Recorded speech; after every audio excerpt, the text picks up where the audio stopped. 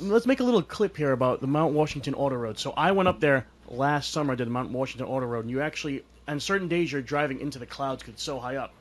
There's most of it has no guardrail. Yep. There's no trees, and if you're in the passenger seat and you're looking down, you just see a half mile down where your car would be tumble salting all the way down, and it'd be impending doom, as they would say.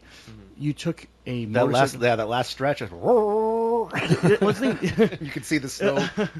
It was the middle of the summer, but there was still snow up there, and the Yeah, so big drop off. hey, you notice how little deaths have been on the auto road? Because I was looking it up. There was like a death in the 70s, then one like 10 years ago from automobiles.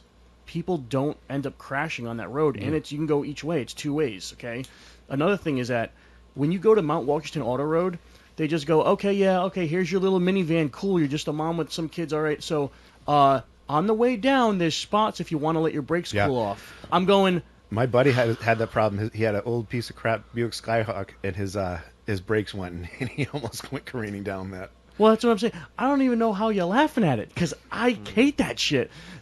The thing is that how do you know your brakes are heating up? Because you're inside the car and you're not gonna feel the heat. You know what I mean? If you see the smoke, maybe, but like what? Your the foot usually fuck, goes dude? to the floor, so he just Oh, jammed yeah. it in park. I guess. All right. So all right, guys. So if you are losing your brakes down a hill and you're in an automatic vehicle, like all of us drive automatic vehicles, there's two things to do.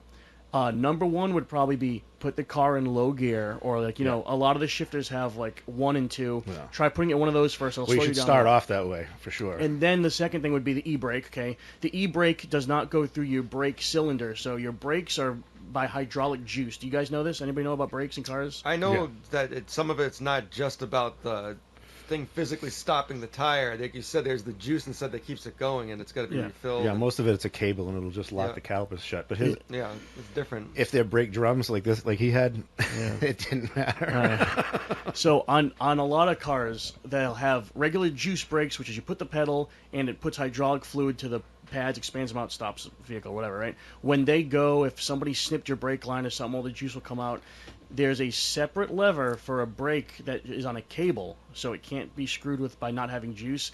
And most of the times, it is a separate pad. So if those pads were to go, you have your own little pad. Keep in mind, it ain't gonna be good brakes, but it's some brakes. You know what I mean? So if you're going down a hill, like I said, low gear if you can, and then e-brake if you can. Also, people don't realize this. They teach you this in the military when you're driving the Humvees to keep going left and right and scattering it, like, because that way you think Okay. about if you do enough of this, it's taking up even more distance to stop, and it's not going to completely stop you, but it helps a lot to aggressively turn your vehicle Yeah, that left or right. friction.